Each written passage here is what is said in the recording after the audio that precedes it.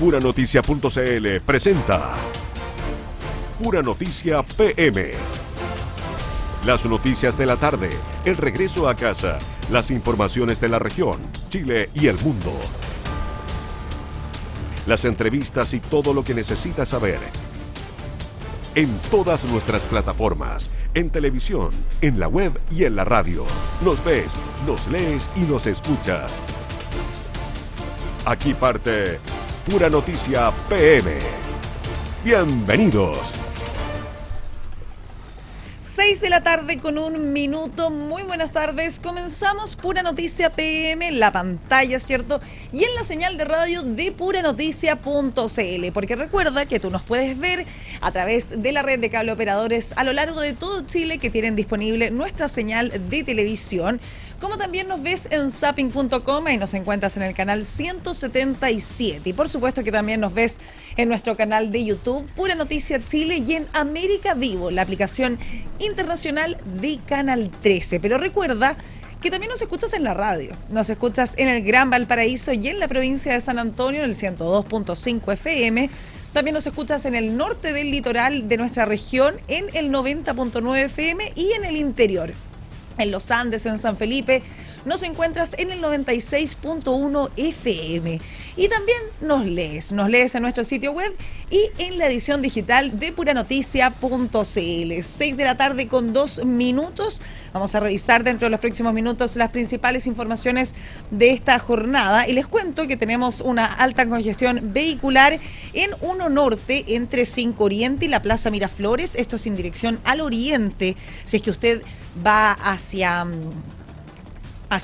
el oriente, ¿cierto? Hacia la costa, hacia Libertad, ¿cierto? Si es que usted viene específicamente del sector de Miraflores, de Limache y se dirige hacia la costa de Viña del Mar, tenemos una alta congestión vehicular en 1 Norte, así que prefiera vías alternativas como lo son el par Álvarez Viana. También tenemos congestión a esta hora en Avenida La Marina, desde el Castillo Gulf hasta Puente Ecuador. Esto es en dirección al sector de Reñaca de nuestra ciudad jardín. También preferir vías alternativas. Mientras que en la comuna de Valparaíso tenemos una congestión vehicular en Santo Sosa y Colón. Esto en dirección a la avenida Argentina. Y también una congestión leve en avenida Argentina en dirección a Placilla. Hay alto flujo vehicular a esta hora de la tarde también en dirección a la costa. Así que ahí considere un aumento en los tiempos de viaje. Tenemos a esta hora de la tarde 12 grados de temperaturas y una jornada bastante helada con una máxima que apenas alcanzó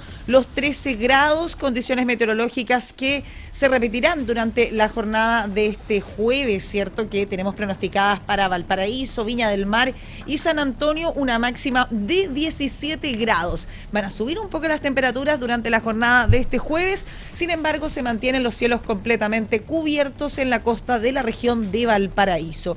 Con esta información damos inicio a Pura Noticia PM, revisando los principales titulares a esta hora de la tarde.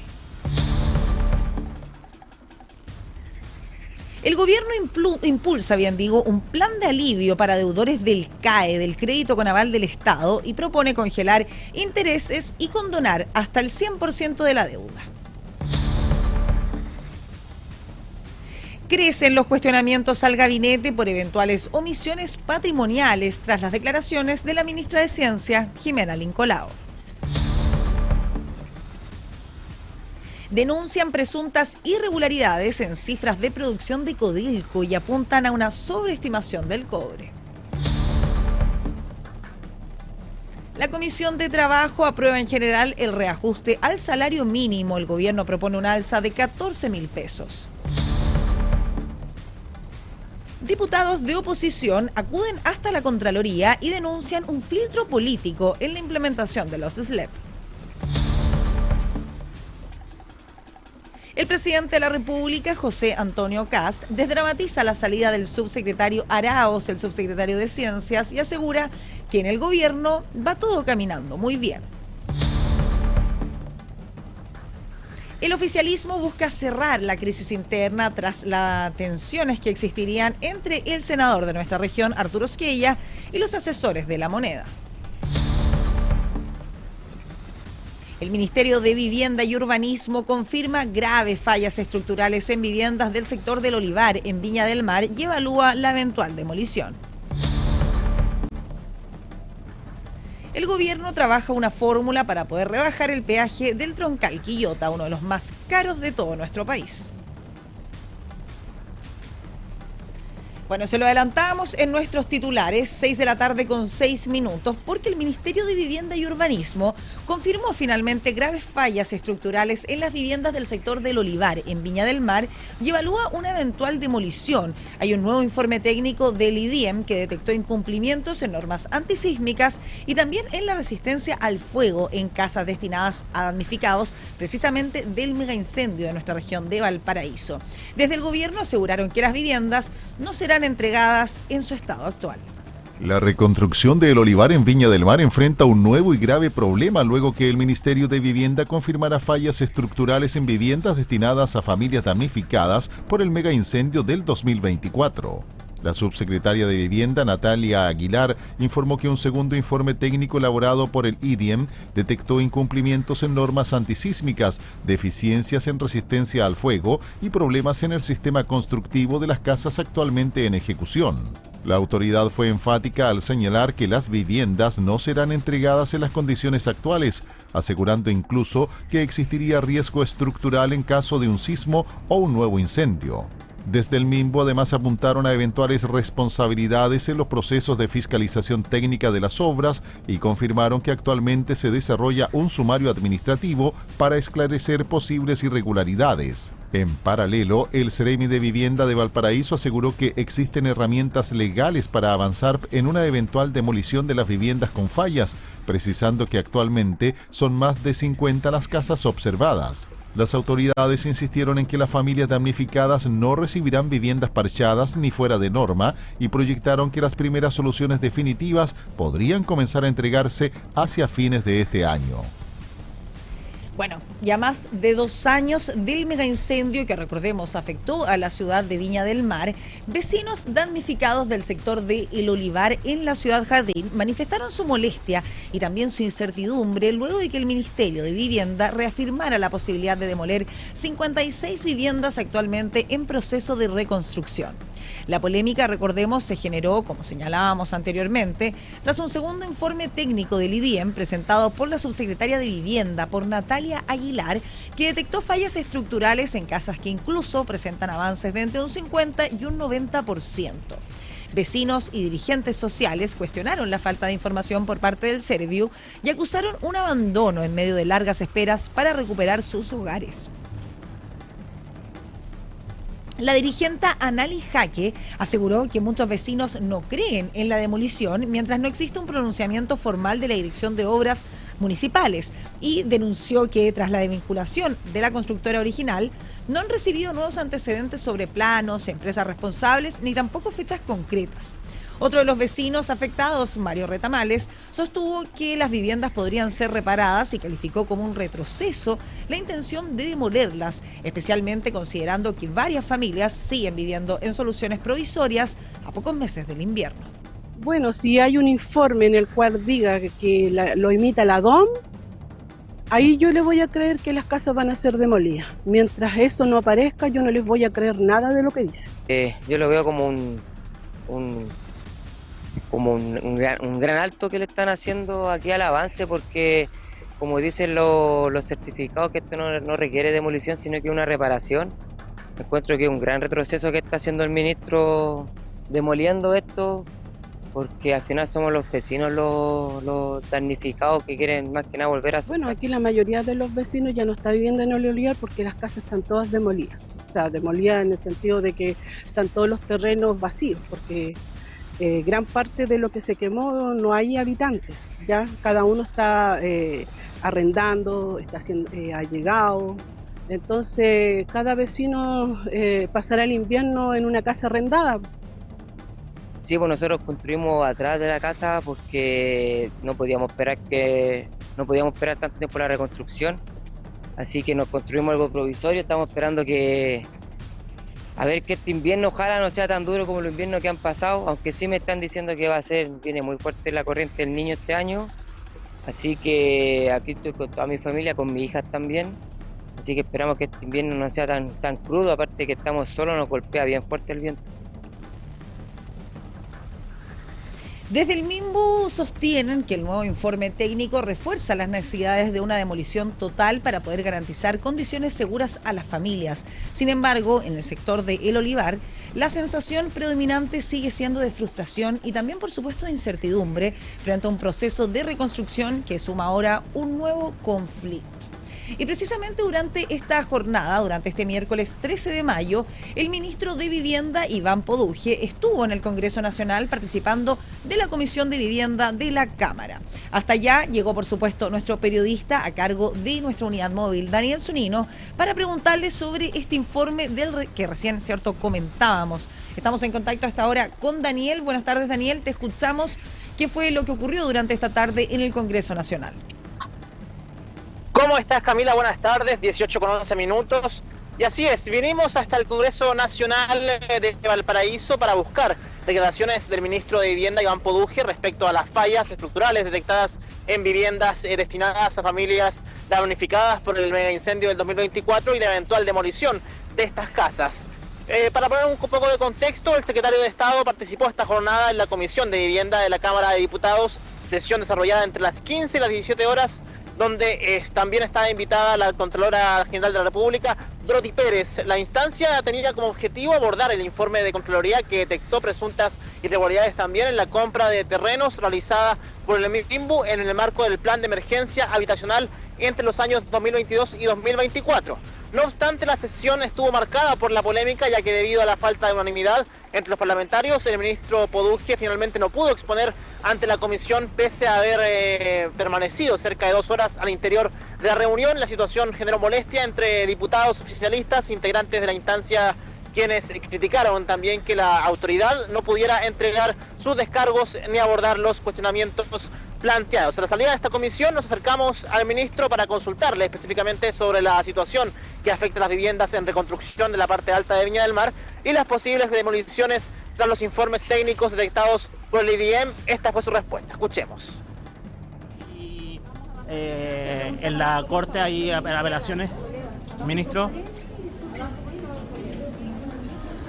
Para Noticia.cl respecto al Olivar, ¿se va a llevar a cabo la demolición sí o sí, pese a que hay en la Corte hay apelaciones, ministro?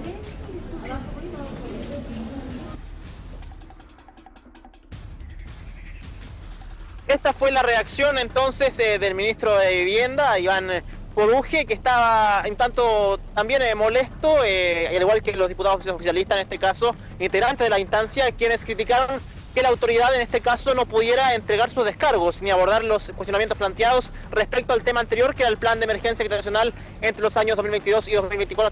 También escuchemos palabras ejecutadas en un punto de prensa.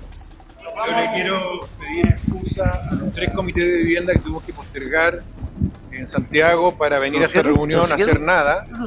También quiero pedir excusa a los contribuyentes que tuvieron que gastar mi tiempo y el de un equipo de 8 personas que vinimos a hacer nada, y decirle a la parlamentaria que básicamente obstruyó mi presentación, que vamos a hacer un reporte indicando la gravísima irregularidades que hemos encontrado en el tema del suelo, asociada al informe de la Contraloría, que tienen que ver con falencias de política pública muy graves, equipos duplicados, compras totalmente irracionales. No las pudimos decir ahora, pero sobre todo pedirle perdón a los contribuyentes por la plata que han gastado en este tiempo perdido. Muchas gracias. Es lo que teníamos entonces respecto a esta reacción del ministro de la Vivienda, Iván Poduje. Como te decía, Camila, molestia en el ministro y también molestia entre los diputados oficialistas, integrantes de la instancia, quienes, como te decía, criticaron que la autoridad no pudiera entregar sus descargos ni abordar los cuestionamientos planteados. Todo esto por falta de unanimidad entre los parlamentarios presentes en esta comisión de vivienda. Perfecto, Daniel. Por eso escuchábamos ahí al ministro tan ofuscado, ¿cierto? Tan molesto por haber tenido que asistir durante esta jornada al Congreso Nacional, lo cual calificó como una pérdida de tiempo. Exactamente, fue una pérdida de tiempo según él. Tuvo que cancelar algunos planes que tenía en Santiago para poder asistir a esta reunión, a esta comisión de vivienda, la cual finalmente no pudo exponer por falta de unanimidad. Esa fue la razón, estuvimos presentes en el lugar. Claro, una diputada de oposición estaba en contra de alargar esta reunión. Sentía que el ministro podía volver en otra ocasión para presentar con más tiempo y mayor intencionalidad también, y con mayor soltura y sin el agravio del tiempo, claro, los argumentos que podía plantear. Finalmente hubo molestia por parte de diputados oficialistas y también por parte del ministro de la Vivienda, en este caso, Iván Podul. Perfecto, Daniel, muchas gracias. Nos quedamos en cualquier momento, retomamos el contacto contigo, y muchas gracias por este completo despacho desde el Congreso Nacional. Que esté muy bien. Muchas gracias, Daniel. Continuamos con informaciones de nuestra región de Valparaíso, 6 de la tarde con 16 minutos, porque durante esta mañana conversamos con el delegado presidencial, con Manuel Millones, el delegado presidencial de nuestra región de Valparaíso, quien confirmó que el gobierno trabaja junto al Ministerio de Obras Públicas en una propuesta para disminuir el costo del peaje troncal de Quillota, considerado por muchos automovilistas como uno de los más caros de todo el país. La medida busca responder una demanda histórica de los vecinos y también de trabajadores de la provincia de Quillota, quienes acusan que el alto valor del cobro afecta fuertemente a sus presupuestos mensuales, especialmente por tratarse de una ruta de uso diario para traslados laborales, académicos y también de salud. De acuerdo a lo que nos explicó la autoridad, las conversaciones con el Departamento de Concesiones del Ministerio de Obras Públicas ya se encuentran avanzadas y apuntan a modificar el actual contrato de concesión para hacer más razonable el valor de este peaje. La fórmula que estudia el Ejecutivo contempla rebajar el cobro actual y compensar a la empresa concesionaria mediante una extensión del plazo de la concesión, mecanismo similar al que también se analiza para implementar nuevas medidas de seguridad y cámaras de vigilancia en rutas regionales.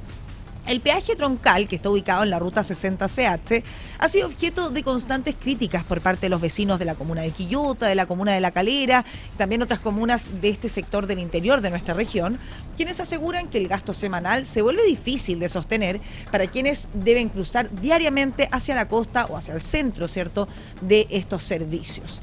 Por ahora no existe una fecha definida para concretar la eventual rebaja, pero desde el gobierno señalaron que esperan presentar próximamente una propuesta concreta que sirve, ¿cierto?, para aliviar el bolsillo de miles de usuarios de nuestra región que a diario utilizan este peaje. 6 de la tarde con 18 minutos. A esta hora vamos a cambiar de tema. Nos vamos con informaciones de carácter nacional, informaciones del ámbito político, porque solicitan aclarar eventual reunión entre el presidente de la República, José Antonio Kast, y el empresario tecnológico Peter Thiel, quien es el fundador de Palantir Technologies, compañía ligada al análisis de datos, también a la inteligencia artificial y a los sistemas de vigilancia. Una nueva controversia política surgió luego de conocerse antecedentes sobre una eventual reunión entre el presidente José Antonio Kast y el empresario tecnológico estadounidense Peter Thiel. La situación motivó el envío de un oficio por parte del diputado Gonzalo Vinter a Presidencia para solicitar aclarar si dicho encuentro efectivamente se realizó, quiénes participaron y cuáles fueron las materias abordadas. Las dudas apuntan principalmente al perfil de Thiel, fundador de la empresa Palantir Technologies, firma internacional vinculada al desarrollo de inteligencia artificial, análisis masivo de datos y sistemas de vigilancia utilizados por distintos gobiernos. El parlamentario del Frente Amplio además pidió transparentar las eventuales implicancias que podría tener una conversación de este tipo en materias relacionadas con seguridad, tratamiento de datos y vínculos entre gobiernos y grandes empresas tecnológicas. Ha trascendido la información de que el presidente de la República, José Antonio Kast, se ha juntado de manera clandestina, opaca, a espaldas de la ciudadanía, con el oligarca tecnológico Peter Thiel, una persona que ha participado de genocidio, de violación a los derechos humanos en los Estados Unidos y que se dedica a la vigilancia de los ciudadanos a través de sistemas de datos en contratos con el Estado. Por lo tanto, lo que esta persona puede conversar con un jefe de Estado, de nuestra república, la que controla nuestros datos, la que tiene nuestras huellas digitales, es tremendamente importante. Peter Thiel es considerado una de las figuras más influyentes del mundo tecnológico y ha protagonizado controversias internacionales, por sus posturas respecto al poder de las grandes plataformas digitales y el rol de las democracias frente al avance tecnológico. Hasta ahora, desde el gobierno no se han entregado detalles oficiales respecto a la eventual reunión ni sobre los temas que habrían sido tratados. 6:20 p.m. Ahí revisamos este informe donde se le solicita, ¿cierto?, aclarar esta eventual reunión al presidente de la República, José Antonio Kast. Y seguimos con informaciones de nuestro país porque denuncian presuntas irregularidades en las cifras de producción de Codelco y apuntan a una sobreestimación del cobre. Un informe preliminar habría detectado una diferencia de cerca de 20.000 toneladas en la producción reportada durante el pasado mes de diciembre del año 2025, situación que abrió cuestionamientos sobre eventuales alternaciones en los registros de la estatal. Nuevos cuestionamientos surgieron en torno a las cifras de producción de Codelco, luego que trascendiera un informe preliminar que detectaría una eventual sobreestimación de cerca de 20.000 toneladas de cobre correspondientes a diciembre del 2025. La situación abrió dudas sobre posibles irregularidades en los registros productivos de la minera estatal y sobre los mecanismos de control interno utilizados para reportar los resultados de producción. El tema generó repercusiones políticas luego que el diputado Jaime Mulet anunciara acciones legales y solicitara una auditoría internacional para esclarecer los antecedentes. El parlamentario aseguró que existirían elementos que podrían configurar una eventual administración fraudulenta y acusó que durante años se habrían ocultado problemas estructurales y productivos al interior de la empresa. Además de las cifras de producción, también se cuestionaron los sobrecostos en distintos proyectos estructurales de Codelco y el deterioro operacional que ha enfrentado la estatal en los últimos años. Hasta ahora, Codelco no ha emitido una declaración oficial respecto de las denuncias ni sobre el contenido del informe preliminar que originó la polémica. 6:22 p.m. Cambiamos de tema, pero continuamos revisando informaciones de nuestro país, porque crecen los cuestionamientos por eventuales omisiones patrimoniales en el gabinete tras el caso Lincolao. Los parlamentarios anunciaron oficios tanto a ministros y eventuales acciones ante la Contraloría, luego de que la ministra de Ciencia, Jimena Lincolao, reconociera sociedades no incluidas en su declaración patrimonial y sugiriera que otros secretarios de Estado podrían estar en una situación similar. Nuevos cuestionamientos surgieron al gobierno luego que la ministra de Ciencia y Tecnología, Jimena Lincolao, reconociera la existencia de sociedades que no habrían sido incorporadas en su declaración de patrimonio e intereses. La polémica se intensificó luego que la secretaria de Estado deslizara que otros integrantes del gabinete podrían encontrarse en una situación similar, generando preocupación por eventuales incumplimientos a las normas de transparencia y probidad pública. Tras estas declaraciones, parlamentarios de oposición anunciaron el envío de oficios a distintos ministros de Estado para pedir aclaraciones respecto de sus declaraciones patrimoniales. Omitió su vínculo con 3 empresas, una de ellas vinculada al rubro de la tecnología, que es el sector que precisamente le corresponde regular como ministra de Estado. Esto es parte de una obligación legal que está plasmada en el artículo número 8, inciso número 3 de nuestra Constitución. El gobierno aún no responda el oficio que enviamos nosotros mismos, los mismos parlamentarios, dirigido al Ministerio de Hacienda, donde le pedimos que calcule, entregue la información respecto de los beneficios económicos cuantificados que van a recibir aquellos ministros que tienen sociedades y empresas de alto valor.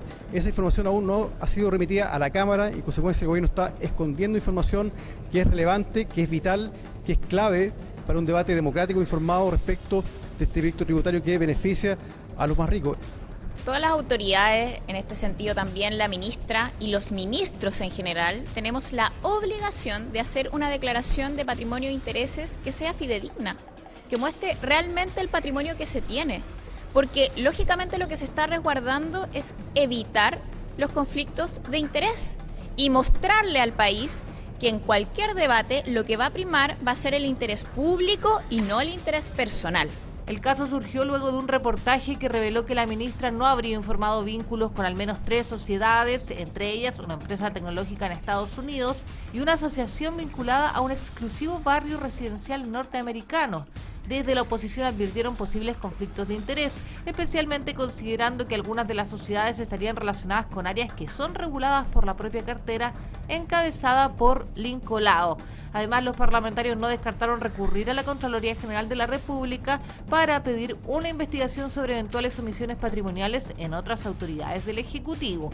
Hasta ahora, desde el gobierno no se han entregado mayores antecedentes sobre la situación ni sobre posibles revisiones internas a las declaraciones patrimoniales del gabinete.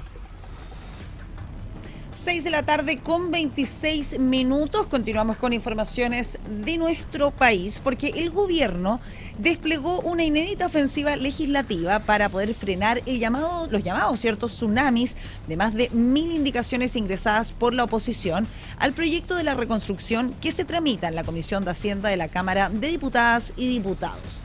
La estrategia del Palacio de la Moneda consistió en presentar indicaciones sustitutivas a gran parte del articulado, maniobra que, según el reglamento, obliga a revisar primero las propuestas del Ejecutivo y dejar fuera de competencia muchas de las enmiendas opositoras. La tensión escaló durante la sesión de este martes en el Congreso, donde parlamentarios cruzaron duras acusaciones, mientras sectores opositores calificaron la jugada como un fraude constitucional. Desde el oficialismo defendieron la estrategia y la describieron como una jugada maestra para destrabar la tramitación. El presidente de la Comisión de Hacienda, el diputado Agustín Romero, confirmó que el proyecto será votado durante este miércoles, antes de la medianoche. Según cifras entregadas por la propia comisión, fueron más de 2.200 indicaciones las que lograron ingresar correctamente a trámite, generando un comparado legislativo que superó las 1.000 páginas y obligó a funcionarios a trabajar incluso durante la madrugada. La iniciativa cuenta con suma urgencia y, tras pasar por las comisiones de Trabajo y de Medio Ambiente, deberá ser votada la próxima semana en la sala de la Cámara. Lo único que es impresentable es que en un proyecto de estas características tengamos más de 1.300 indicaciones, muchas de ellas y la mayoría inconstitucionales, improcedentes, que no tienen nada que ver con el proyecto y que se han presentado con el único fin deliberado de dilatar la discusión. Y por lo tanto lo que hemos planteado es una cosa muy simple, que aquellas indicaciones que no estén firmadas se declaren improcedentes porque usted no hizo la pega, que aquellas que son inconstitucionales se agrupen de acuerdo a la causal común y se defiendan de una sola vez, o sea que 3 diputados puedan hacer uso de la palabra cada uno por 3 minutos de manera de defender sus indicaciones y después las votemos. Y luego entremos a los artículos en particular. Vemos con mucha preocupación que el presidente de la Comisión busca ser el verdugo de la democracia junto con este gobierno que ha amenazado que si no aprobamos esto, lo harán vía decreto. Queremos hacer un llamado a los parlamentarios que no forman parte de nuestro sector político a defender la institucionalidad, a defender la democracia, frente a aquellos que intentan negar el debate, pidiéndole incluso a los medios de comunicación que abandonen la sesión de la Comisión de Hacienda. El ministro Quirós se ha coludido con la derecha para inhibir el debate democrático en este Congreso y lo han hecho mediante artimañas. Lo que están haciendo es muy grave, es un daño a nuestra democracia, porque ellos no quieren que se discuta, que los chilenos puedan ver, que puedan ver las distintas alternativas, que puedan saber respecto de los distintos artículos cómo afectan a la vida. Bueno, ahí revisábamos esta información, 6 de la tarde con 29 minutos. Y estamos, cierto, revisando informaciones de nuestro país porque la renuncia, fíjense, del subsecretario de Ciencias, que se materializó hace pocas horas, Rafael Arauz, volvió a instalar cuestionamientos sobre el manejo político del Ejecutivo en medio de tensiones internas en el Ministerio y también las críticas desde el Congreso. El presidente José Antonio Kast intentó bajarle el perfil a la salida del ahora ex subsecretario de Ciencia Rafael Arauz. Esto en medio de las críticas surgidas desde la oposición por las múltiples renuncias registradas durante las primeras semanas de gobierno. Consultado por la situación, el mandatario respondió escuetamente que va todo caminando muy bien, desdramatizando así la controversia generada tras la salida de Arauz. Gracias. La renuncia del subsecretario Arauz, ¿hay preocupación presidente? No, está todo caminando muy bien. ¿Y hubo zona de ciencia? La renuncia del epidemiólogo, quien tuvo un rol clave durante la pandemia, se concretó este lunes, luego de varios días marcados por tensiones internas con la ministra de Ciencia, Jimena Lincolao. Según antecedentes conocidos, durante las últimas jornadas, el conflicto habría surgido por diferencias respecto a un eventual plan de reducción de personal al interior del ministerio. El propio Arauz afirmó que la ministra le pidió elaborar una lista de despidos de funcionarios en la cartera, una disminución cercana al 30% de la dotación, propuesta a la que Arauz se habría opuesto. Consultado por el Mercurio si existía una lista de desvinculaciones, respondió que una lista no, una orden para diseñarla y ejecutarla sí, directa, con testigos.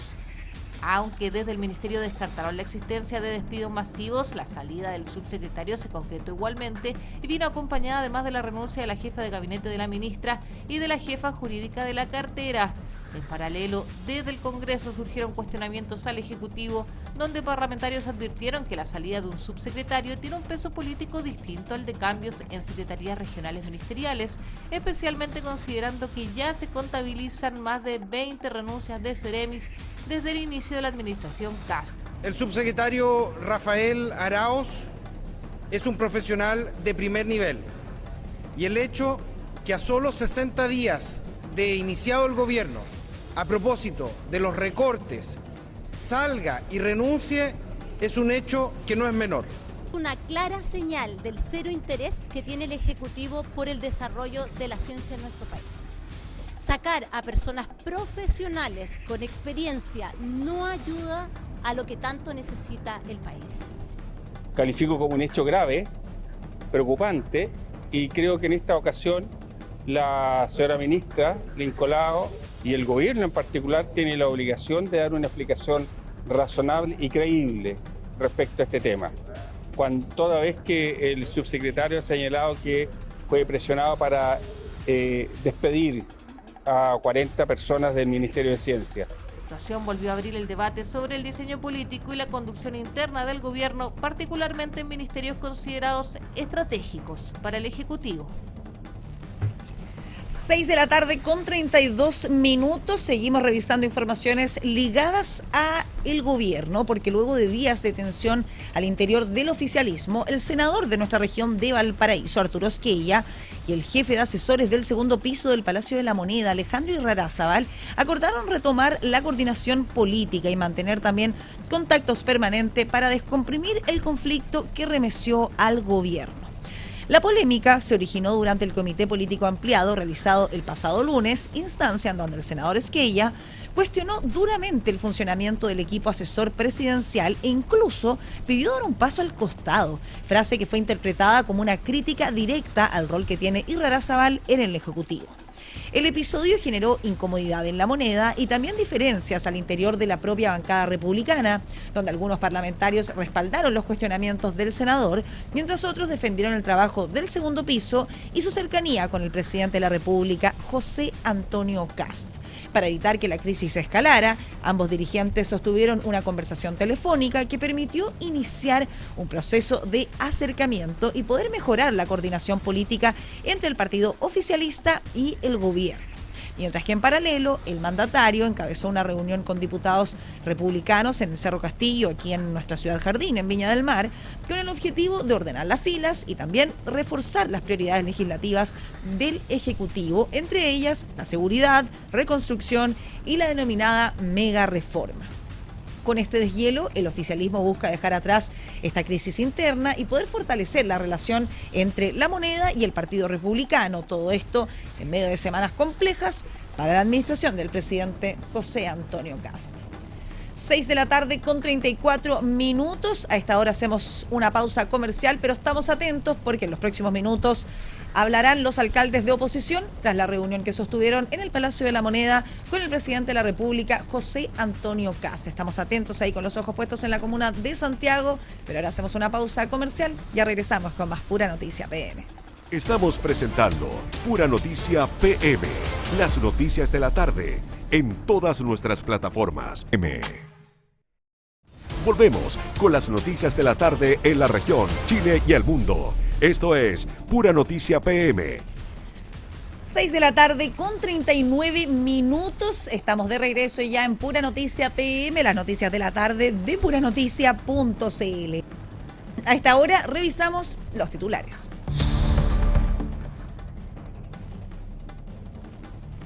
El gobierno impulsa un plan de alivio para deudores del crédito de aval del Estado, el famoso CAE. Propone congelar intereses y poder condonar hasta el 100% de la deuda.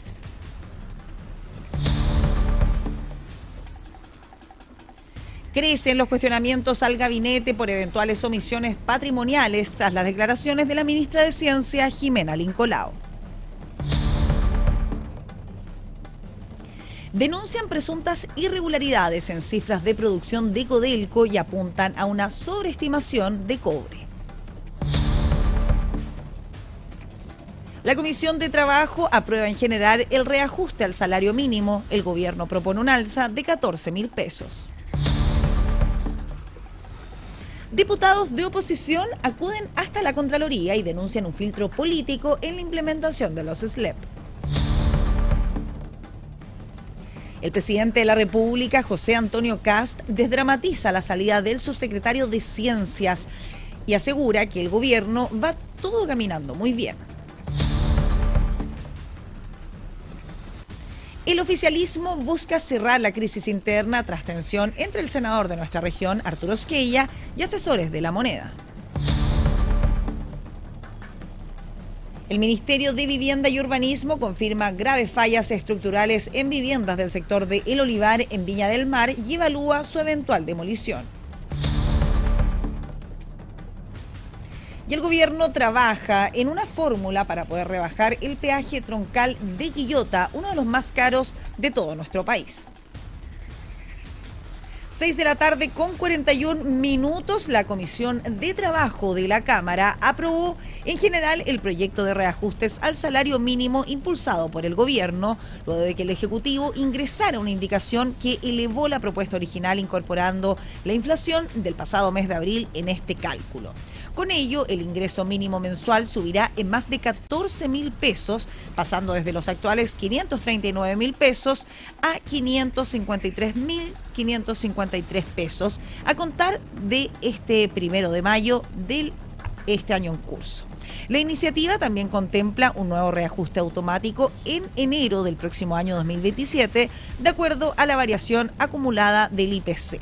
Durante la sesión, el ministro subrogante del Trabajo, Gustavo Rosende, explicó que la modificación respondió a críticas planteadas por parlamentarios, quienes acusaban que la propuesta inicial no consideraba el IPC del último mes. Pese al avance del proyecto, algunos artículos fueron rechazados por diputados que califican de insuficientes los montos destinados a trabajadores menores de 18 años y mayores de 65 años y fines con no remuneracionales. La iniciativa además reajusta las asignaciones familiares y el subsidio familiar, aumentando los beneficios por carga según tramo de ingresos. Desde el oficialismo, la propia diputada de Renovación Nacional, Jimena Osandón, valoró la aprobación en general, aunque se abstuvo en la votación del monto propuesto por el Ejecutivo, señalando que aún se requiere una fórmula que permita mejorar los salarios sin afectar a las pequeñas y a las medianas empresas. La verdad que yo personalmente me abstuve en el guarismo que está proponiendo el gobierno para aumentar el salario mínimo, porque estamos convencidos de que después de conversaciones que hemos tenido y hemos escuchado a muchos invitados, de que el gobierno hoy día puede aumentar esa apuesta sin afectar la productividad de las pymes y de las empresas en general. Así que Renovación Nacional va a esperar, ojalá el gobierno se allane a hacer una mejor propuesta y nosotros después estaríamos muy contentos de apoyar, pero no lo que está haciendo hoy día. 6 de la tarde con 43 minutos y justamente durante esta tarde en Hora de Noticias en Pura Noticia PM, bien digo, vamos a revisar una parte de la entrevista revisada más temprano en Hora de Noticias con Roberto Grandón, quien es dirigente de la CUT, la Central Unitaria de Trabajadores, quien además participó en la Comisión de Trabajo de la Cámara durante la discusión del reajuste al salario mínimo impulsada precisamente por el Ejecutivo. En la conversación abordó el impacto de la propuesta para los trabajadores, el escenario económico actual y también el debate político que se desarrolla al interior del Congreso en torno al aumento del ingreso mínimo. Es una gran oportunidad también de poder ir avanzando en el reajuste mínimo, pero ¿cómo evalúan desde la CUT este reajuste aprobado en general de 7 a 14 en esta Comisión del Trabajo, Roberto? Bueno, lo primero que hay que decir, que fue lo mismo que dijimos en la comisión, es que es absolutamente insuficiente, porque proponer solo el IPC desde enero a la fecha significa que al día siguiente de aprobado el proyecto, los trabajadores y las familias de ellos van a pasar a ser más pobres, porque inmediatamente van a empezar a recibir el alza que sigue de los precios, principalmente asociados al alza de los combustibles, que ahora va a tocar los alimentos y otras partes de la cadena productiva. Roberto, el gobierno terminó ajustando la cifra inicial para incorporar la inflación de abril. ¿Era una corrección necesaria? Es que yo creo que la dinámica completa carece de un error y también hay mucha falta de información. La CUT tuvo una negociación con el gobierno y en esa negociación el gobierno ofreció un 4% ahora de reajuste al salario mínimo. Y como la CUT no aceptó esa propuesta porque el esperado de IPC hasta diciembre era incluso 4.3, era superior a esa cifra y además carecía de un incremento real, nosotros dijimos que no, que tenía que mejorarla, pero no hay espacio para eso y el ministro la dejó ahí en 4%, entonces no entendemos por qué después va al Parlamento y presenta una propuesta solo con el IPC de enero a marzo. Y claro, ahora se mejora incorporando la de abril, pero de todas maneras está demasiado corta porque no sabemos ni siquiera cómo vienen los IPC de los meses siguientes. Y darle el IPC a los trabajadores hasta el día de hoy significa que van a tener que esperar hasta enero del próximo año con las alzas que todavía están por venir en los alimentos, en la canasta básica y en los servicios. Entonces muy complejo el escenario y yo creo que y por eso tengo que decir además que hubo un error en la votación. Hubo un parlamentario, Luis Cuello, que iba a votar en contra y votó a favor y no dejaron cambiar su voto. Entonces es muy compleja la aprobación de este proyecto y creo que está demasiado corto. Necesitan los trabajadores un incremento real ahora más que el IPC para poder mantener su poder adquisitivo. Estamos conversando con Roberto Grandón, dirigente de la Central Unitaria de Trabajadores CUT. Roberto, pero también acá se señala por parte del gobierno que en enero vendría un nuevo monto que seguramente se acoplaría un poco más a lo que ustedes están pidiendo. Tampoco va a ser así porque lo que se está proponiendo es que se va a incorporar el IPC que haya entre mayo y diciembre. Entonces siempre el sueldo mínimo va a estar corriendo detrás del IPC y entonces van a recuperar un poco de poder adquisitivo los trabajadores de lo que ya perdieron los meses pasados.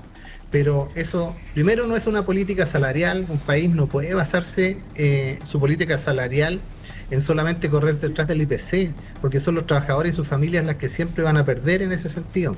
Y por eso que la CUT planteaba un incremento mayor, que por lo menos no se acercara ni siquiera a llegar, sino que nos acercara a la línea de la pobreza para una familia de 4 personas que está en 656.000 pesos. Entonces hay que entender que si a eso le sumamos que la familia paga un arriendo, un dividendo, ya hoy día con el sueldo mínimo que existe, no alcanzan a llegar a fin de mes. Para ustedes, ¿cuál sería lo correcto que fuera el mínimo para los trabajadores? ¿En qué cifra estaríamos hablando? Sí, nosotros aunque dicen que en el pedir no hay engaños, ¿no? Sí. Nosotros habíamos planteado 637.700 pesos, que incluía las proyecciones de IPC hasta abril del próximo año y un 10% de reajuste real. Y ese 10% se justificaba porque los mismos economistas estaban diciendo de diferentes sectores que el costo de la vida iba a aumentar entre un 20 y un 40%. Entonces, dada la volatilidad de la política externa y de que se había retirado acá el MEPCO y que las medidas focalizadas no alcanzan para cubrir ni paliar ese golpe a la economía, de hecho el retiro del MEPCO golpeó más fuerte la economía, pensábamos que por lo menos recuperar un 10% de esa pérdida que van a tener los trabajadores era razonable y planteábamos 37.700 pesos.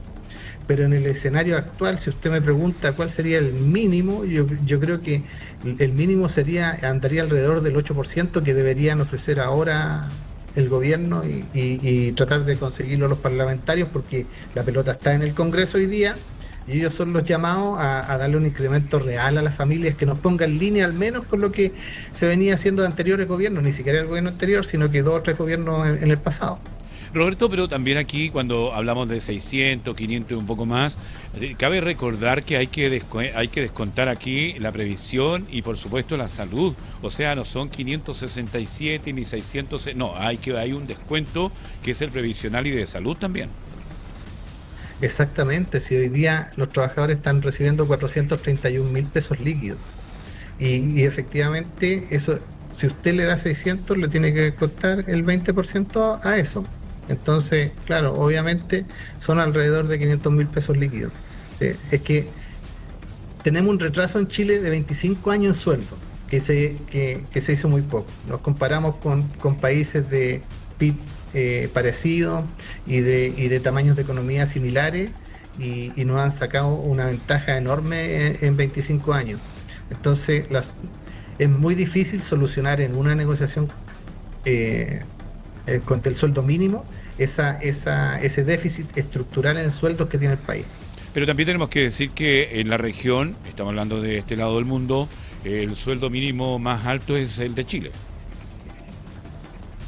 Sí, pero si usted compara las medianas de crecimiento interno de los países, va a ver que sí, se ve como que fuera el sueldo más alto, pero las subidas de los otros países son mayores y están más alineadas con el crecimiento de su Producto Interno Bruto que el de nuestro país.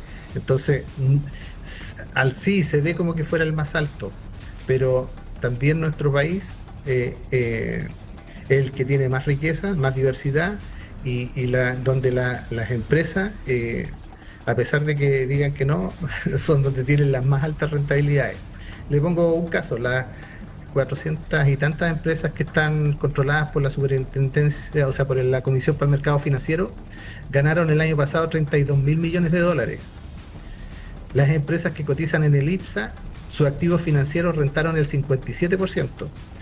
Y esas empresas repartieron 57.000 millones de pesos en rentas a sus directorios. Los 3 primeros directores que ganaron más de esas empresas se llevaron más de 2.400 millones de pesos cada uno, son 7.222 millones de pesos entre los 3 primeros. Eso equivale a 13.399 sueldos mínimos entre 3 personas. Entonces, ¿el país puede cubrir esto? Sí, sí puede, pero también tiene que haber voluntad política. Estamos con Roberto Grandón, dirigente de la Central Unitaria de Trabajadores CUT. Desde algunos sectores, Roberto, se ha planteado preocupación, a propósito de lo que usted hablaba, por el impacto en las pequeñas y medianas empresas. ¿Cómo responde la CUT a estas críticas? De partida, nosotros nos hemos reunido con los representantes de las pymes y quiero decirle que la medida que el gobierno está poniendo para las pymes, además de ser insuficiente, también es cara y no ataca el problema de fondo. El problema de las pymes es que el país tiene un ecosistema de negocio diseñado para las grandes empresas.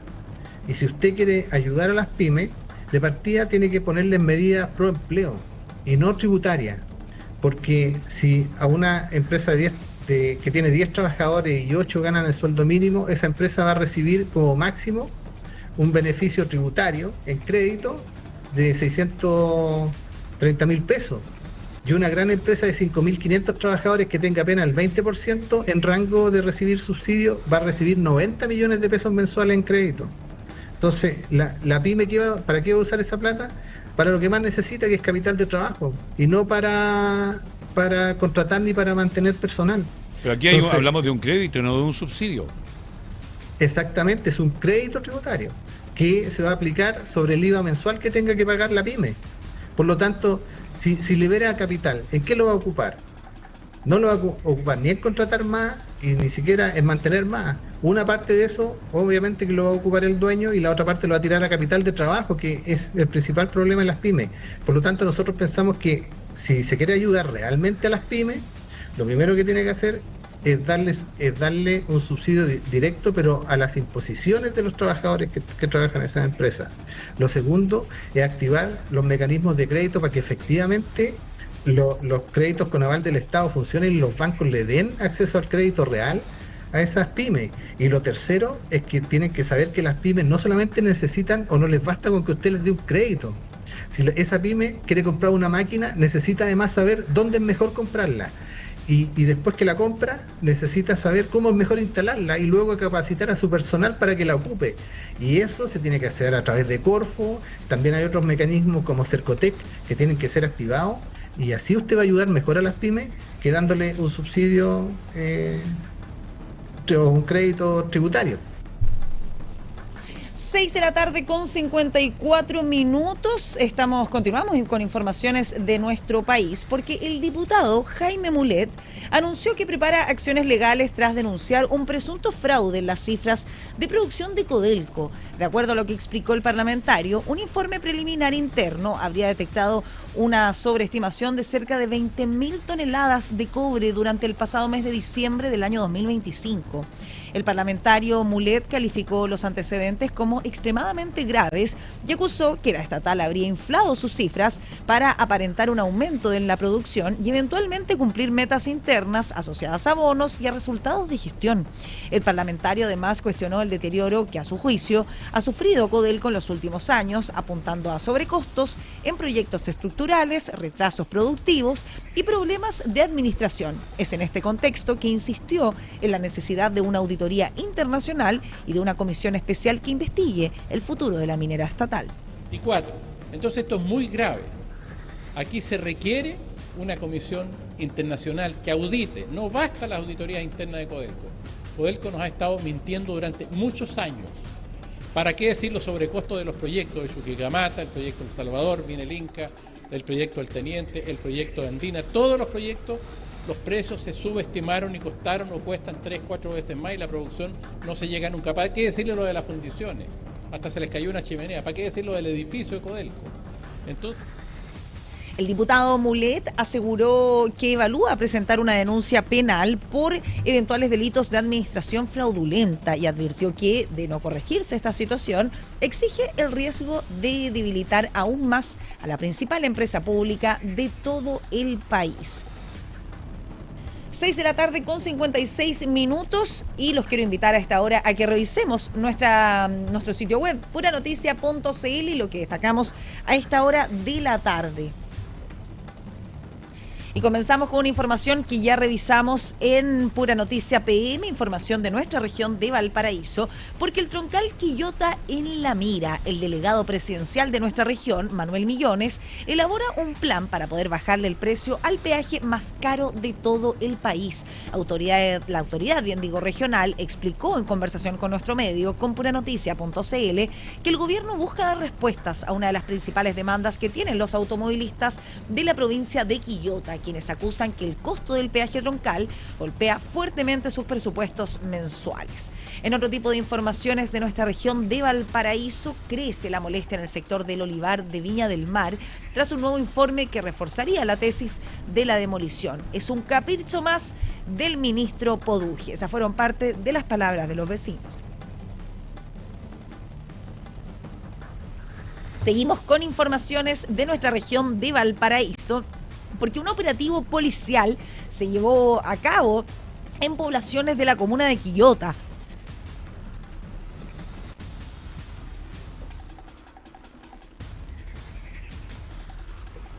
Como les contaba, un operativo en poblaciones de Quillota destapó una red de microtráfico con un alto poder de fuego. Se incautaron hasta explosivos mineros en este operativo liderado por la Policía de Investigaciones. En otras informaciones de carácter nacional, estamos atentos porque a esta hora el presidente de la República, José Antonio Kast, se reúne con alcaldes de la oposición en el Palacio de la Moneda y le pidió también disculpas a quienes no les llegó la invitación. Estamos atentos precisamente ahí al Palacio de la Moneda porque en breves minutos deberían dar declaraciones los alcaldes de oposición que estuvieron presentes en esta reunión. En otro tipo de informaciones de carácter nacional, el gobierno dio a conocer sus primeros antecedentes del cupón para el gas licuado. La medida aún está en diseño, fueron parte de las palabras del Ejecutivo. Y continuando con informaciones políticas, la Cámara de Diputadas y Diputados aprobó y despachó al Senado el proyecto que aumenta las penas de delitos vinculados a hechos de violencia escolar. Y en informaciones de carácter policial, detienen a un implicado en el secuestro de un ciudadano de nacionalidad venezolana desde una barbería en la comuna de Recoleta. Revisamos también lo último a esta hora de la tarde, porque en deporte, Pablo Milad revela las presiones para que la Intercontinental Sub-20 entre Santiago Wanderers y el Real Madrid se juegue en Europa y no en nuestro país. En otro tipo de informaciones de carácter internacional, la flotilla Mosquito de Irán, como enjambres de pequeñas lanchas desafían a Estados Unidos en el estrecho de Hormuz.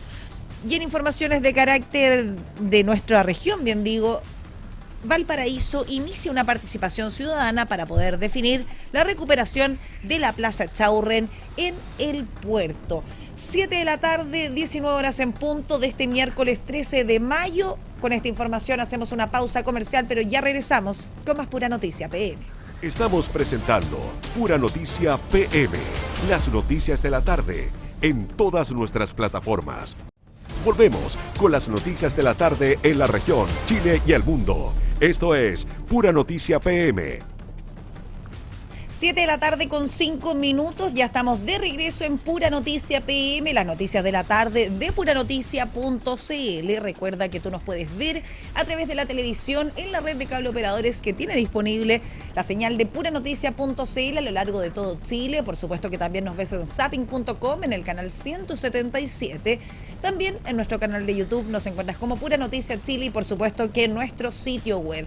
Pero recuerda que también nos puedes escuchar en la radio, nos escuchas en el Gran Valparaíso y en la provincia de San Antonio en el 102.5 FM, también en el norte del litoral en el 90.9 y en el interior de nuestra región, en las comunas de Los Andes, de San Felipe, Santa María, Calle Larga, ahí nos encuentras en el 96.1 FM.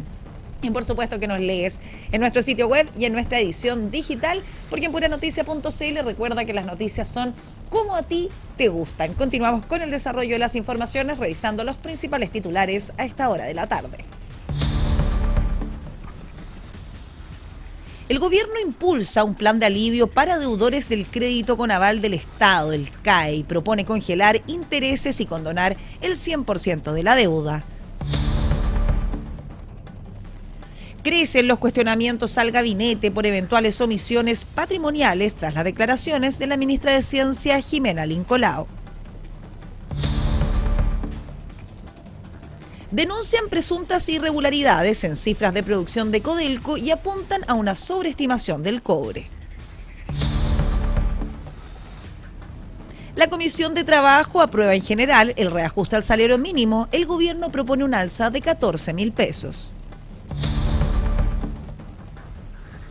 Diputados de oposición acuden hasta la Contraloría y denuncian un filtro político en la implementación de los SLEP.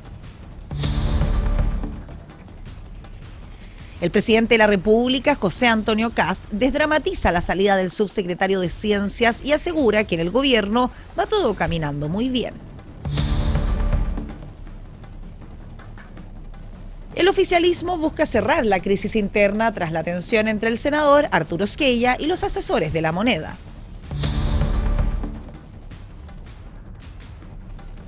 El Ministerio de Vivienda y Urbanismo confirma graves fallas estructurales en las viviendas del sector de El Olivar en Viña del Mar y evalúa una eventual demolición.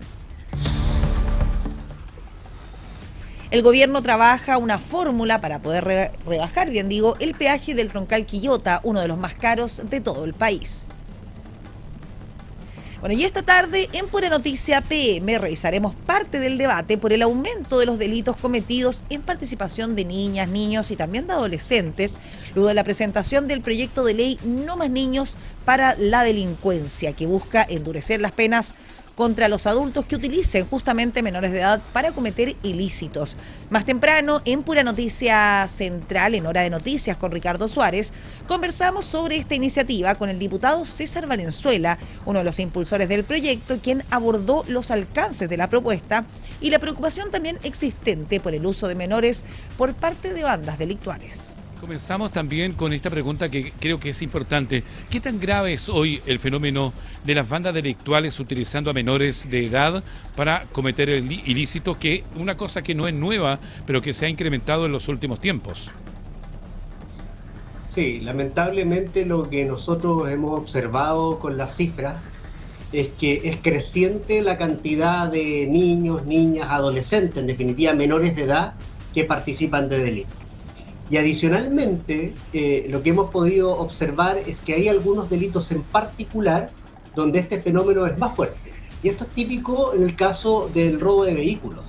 Cuando usted le roban el vehículo, en general no es que usted tenga la mala suerte y que le haya tocado que le roben el vehículo. No, hay bandas criminales que encargan modelos, años, colores determinados, y a quienes encargan finalmente la ejecución de esos delitos son menores de edad.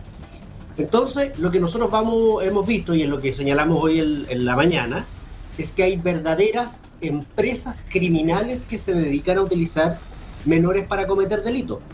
Hay otras iniciativas que apuntan a sancionar a quienes los integran a sus bandas criminales.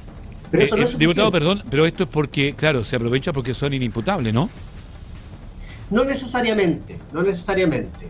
Desde los 14 años en adelante ya los menores son imputables. Y sin perjuicio de eso tienen un régimen distinto. Entonces, efectivamente, los delitos son con sanciones menores a si fueran mayores de edad. Pero hay también aprovechamiento de una serie de situaciones. Se aprovechan, no es a cualquier niño donde van a buscar que en definitiva se convierta en soldado de estos delincuentes. Son niños que están en situación de vulnerabilidad. Lamentablemente vemos también que muchas veces se utilizan al interior de la misma familia. Familiares utilizan a menores de edad para cometer delitos, y eso justamente es lo que estamos tratando de reforzar con este proyecto de ley, donde buscamos elevar las sanciones a los adultos. Esta es una medida que lo que busca es proteger a los niños, de que sea muchísimo más caro utilizar niños para cometer delitos de lo que es hoy día. Importante tema, diputado, pero ¿qué cambia concretamente este proyecto de ley respecto a las sanciones actuales? Porque lo hablábamos, 14 años hacia adelante ya son imputables. Sí, hace varias modificaciones. ¿Ya? Lo primero es que hoy día hay un agravante. Y ese agravante lo que señalaba es que cuando el adulto cometía delitos con el menor, se aplicaba una determinada sanción. Y lo que nosotros decimos hoy día es no solamente si el adulto comete el delito con el menor, sino que además cualquier forma de instrumentalización, que lo induce, que se lo encarga, que le termino comprando el objeto robado, es decir, ampliamos la cantidad de hipótesis que son susceptibles de aplicar por este artículo. Y además le señalamos de que en esos casos particulares el juez debe aplicar el máximo de la pena. Y en segundo término establecemos agravantes. Hoy día la agravante es utilizar menores de 14 años, y eso está muy bien, pero nosotros decimos, además de que sean menores de 14 años, si el adulto se aprovecha de la condición de vulnerabilidad de ese niño, también le vamos a aplicar el agravante. Y si además usted es familiar de ese niño que está utilizando para cometer delito, también le voy a aplicar el agravante. Entonces estamos ampliando y elevando las penas a los mayores de edad. Estamos con el diputado del Partido Socialista, César Valenzuela. Diputado, aquí hablábamos de niños, lo voy a llevar un poco al fútbol para la próxima pregunta, porque comúnmente en el fútbol se habla de cadetes, de divisiones menores, de infantiles, pero aquí hemos visto que hay como una escuela de fútbol dentro de la delincuencia, estoy hablando entre comillas, ¿no? Porque se le enseña los portonazos, se le enseña cómo se roban las ruedas, entre otros, porque veíamos una información que a una aseguradora dejaron el auto sin rueda, menores de edad. Entonces, aquí hay una escuela de menores que comienza a hacer sus primeros pasos, pero que tiene profesores ya delincuentes grandes. Justamente, y ¿qué es lo que nosotros vemos? Detrás de los delitos que cometen los menores de edad, siempre detrás de eso hay un adulto que se beneficia de ese delito, que es el que encargó, el que compra el objeto robado. Y lamentablemente lo que nosotros hemos visto es que el debate está concentrado en elevar las penas a los menores de edad, que está bien por una parte, pero lo que nosotros, para terminar con este círculo vicioso, lo que tenemos que ir a atacar es a quienes utilizan a estos niños. Porque, ¿sabes? La situación es bien brutal. Lo que uno ve cuando los niños tienen este compromiso delictual en serio, los menores de edad terminan de dos formas: o presos o muertos. Y a las bandas criminales esto no les interesa, porque son perfectamente sustituibles, vamos buscando otro y vamos buscando otro. Por eso que es muy importante, además de abordar el problema del menor de edad, atacar también de manera fuerte al mayor de edad que está utilizando los niños. Diputado, pero aquí los niños normalizan un poco cuando ya empiezas de chico, o sea, para ellos es un trabajo. Cuando los papás o los mayores del barrio lo utilizan, para ellos es como un trabajo, después ya es normalizado estar en la cárcel o qué sé yo, y ahí comienza la rueda y comienza la bola de nieve, donde tenemos un país totalmente delictivo. Sí, justamente, pero para que un menor se forme la convicción de que eso es un trabajo, es porque hay un adulto atrás que le ha indicado de que esto es un trabajo. Y le ha generado una conducta delictiva crónica. Y por eso que este proyecto apunta al mayor de edad, al que utiliza, al que incita, al que se beneficia del delito que comete el menor. Estamos con el diputado César Valenzuela. Diputado, ¿qué cambia concretamente a propósito de la última respuesta este proyecto de ley respecto a las sanciones actuales?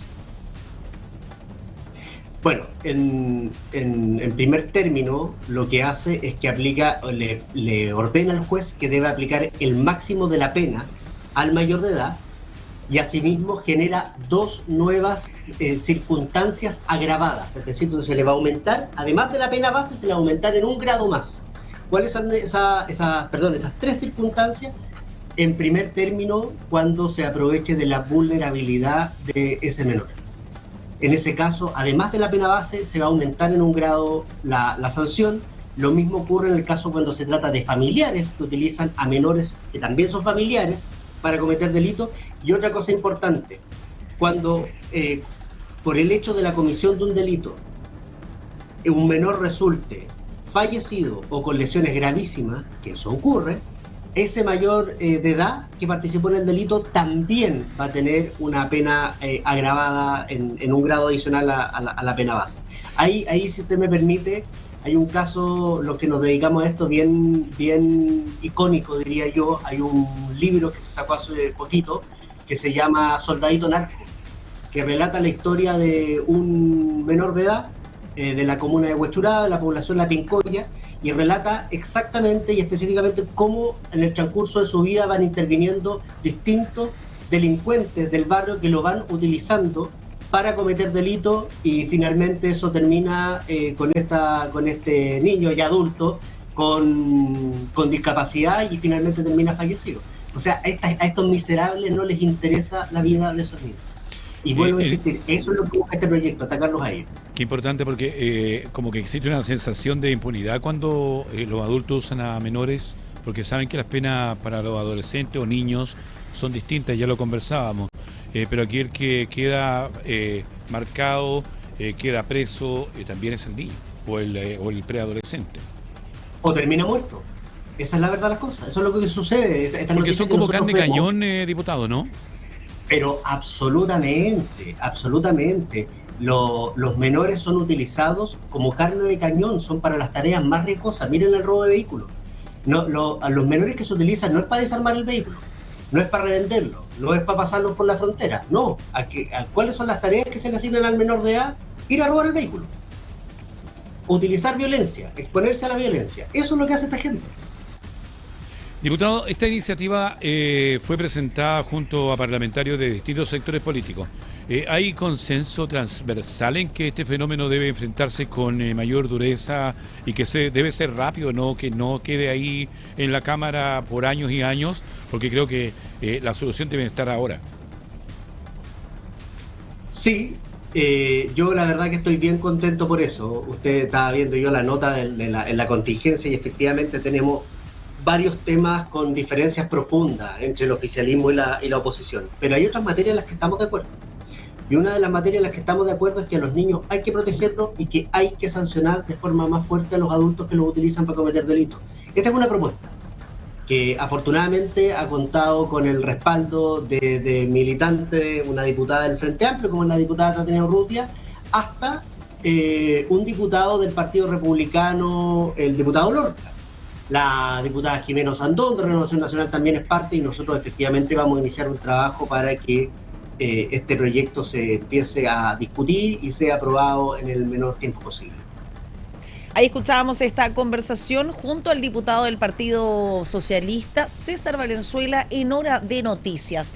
7 de la tarde con 18 minutos. Continuamos revisando informaciones ligadas precisamente a la educación en nuestro país, porque el gobierno incorporó una nueva indicación al proyecto de reconstrucción nacional que busca entregar un alivio financiero a miles de personas endeudadas por el crédito con aval del Estado, también conocido como el CAE. La propuesta permitirá que la Tesorería General de la República negocie directamente convenios de pago con quienes mantienen deuda bajo la Ley 20.027. Uno de los cambios más relevantes es que las deudas, ¿cierto?, dejarían de reajustarse en UTM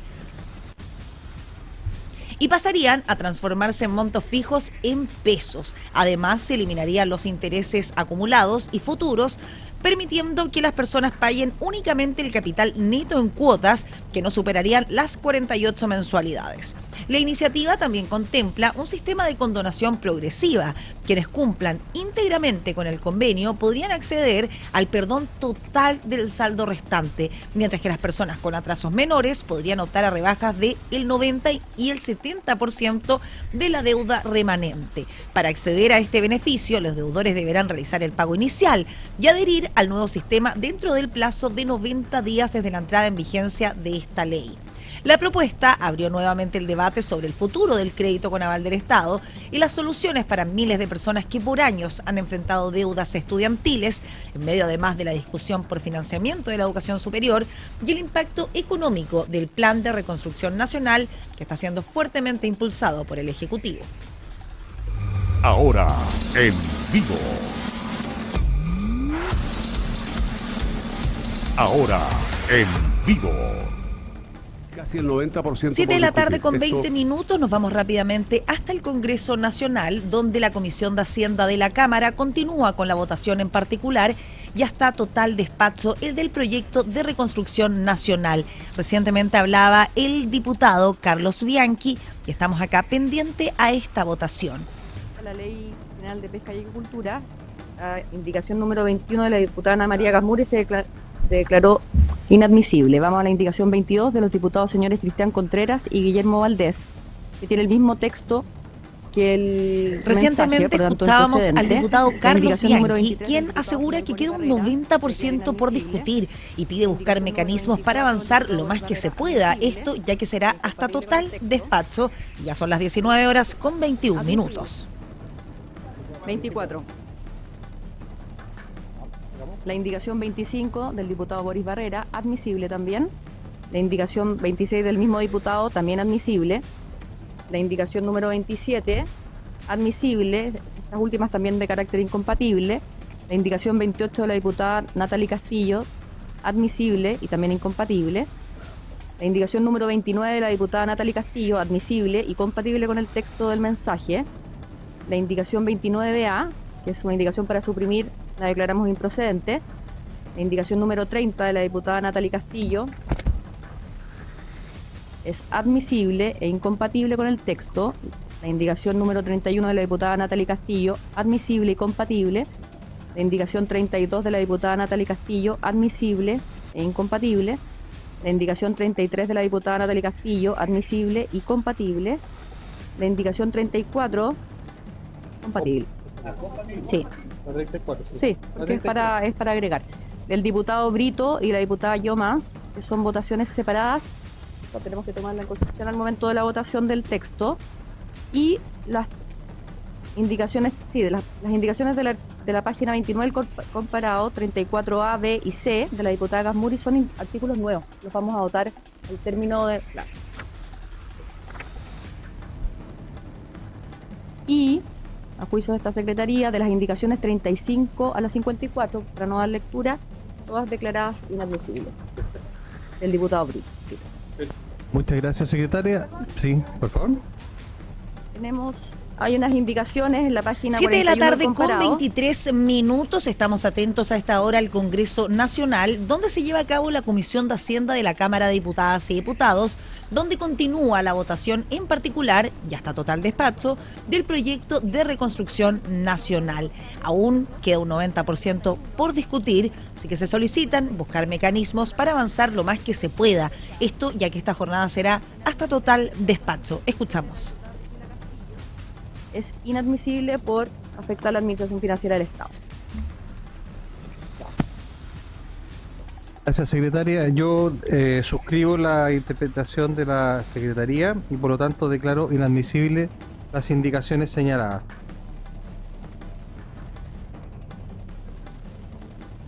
Por supuesto. Secretaria, ¿podría explicar la inadmisibilidad de aquellas indicaciones? De la 35 y de la 56. Perdón, 35 y 36. Eso.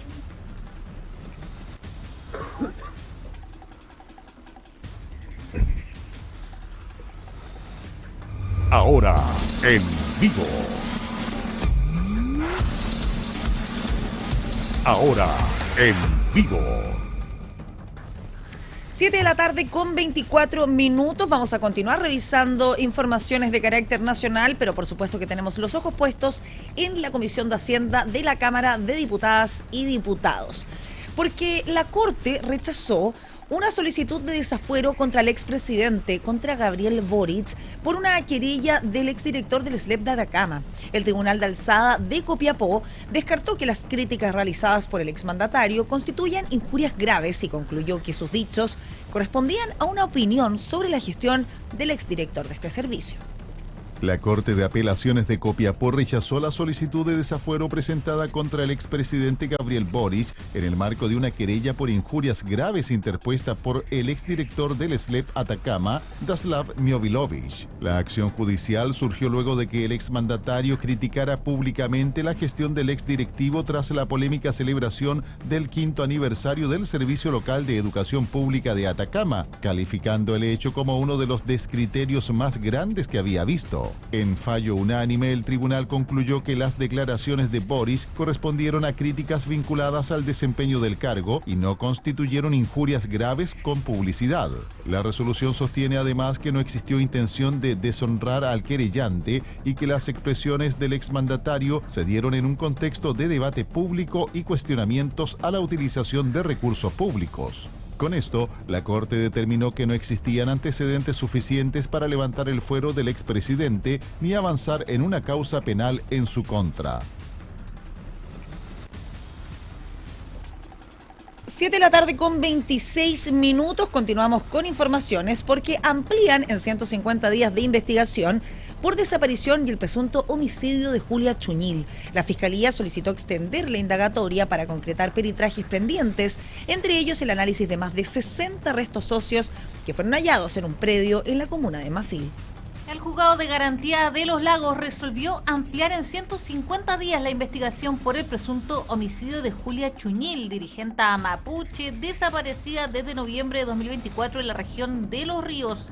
La decisión se adoptó luego de que la Fiscalía solicitara más tiempo para desarrollar diligencias y peritajes considerados clave para esclarecer este caso. Entre las diligencias pendientes destaca el análisis de más de 60 restos óseos encontrados en un predio de la comuna de Mafil, los que deberán ser sometidos a pericias para determinar si corresponden o no a la mujer desaparecida. Hasta ahora, el principal imputado en la causa es uno de los hijos de Julia Chuñil, quien permanece en prisión preventiva por delitos de parricidio, inhumación ilegal y otros cargos asociados a la investigación. La desaparición de la dirigente mapuche ha generado amplia conmoción y seguimiento público debido a las circunstancias del caso y a la gravedad de los antecedentes reunidos por el Ministerio Público. 7 de la tarde con 27 minutos y seguimos revisando informaciones de carácter judicial porque una querella penal apunta al ministro de Vivienda y Urbanismo contra Iván Poduje por presuntas irregularidades en la reconstrucción del olivar en Viña del Mar. La acción judicial acusa posibles delitos de falsificación ideológicas y de fraude al fisco, cuestionando los informes técnicos utilizados para paralizar obras habitacionales que estaban destinadas a damnificados del megaincendio. La reconstrucción del sector El Olivar en Viña del Mar enfrenta una nueva polémica luego que se presentara una querella penal que apunta directamente al ministro de Vivienda, Iván Poduje, por presuntas irregularidades en el proceso de paralización de las obras habitacionales. La acción judicial acusa eventuales delitos de prevaricación, falsificación ideológica y fraude al fisco, cuestionando los antecedentes técnicos utilizados por el Ministerio de Vivienda para justificar la suspensión y eventual demolición de viviendas destinadas a familias damnificadas por el megaincendio del 2024. Según los antecedentes dados a conocer, los informes de fiscalización técnica de obras que sustentaron la resolución ministerial no contendrían referencias explícitas a fallas estructurales graves, pese a que ese fue uno de los principales argumentos utilizados públicamente por la cartera. La controversia además se intensificó luego de denuncias internas que apuntan a presuntas presiones a funcionarios para firmar documentos vinculados al área jurídica del proceso. Todo esto ocurre en medio del complejo escenario que enfrenta la reconstrucción en El Olivar, luego que el propio Minbu reconociera recientemente problemas de cumplimiento antisísmico y de eficiencias en resistencia al fuego en parte de las viviendas en construcción. Hasta ahora, desde el Ministerio de Vivienda no se han referido oficialmente a la querella presentada.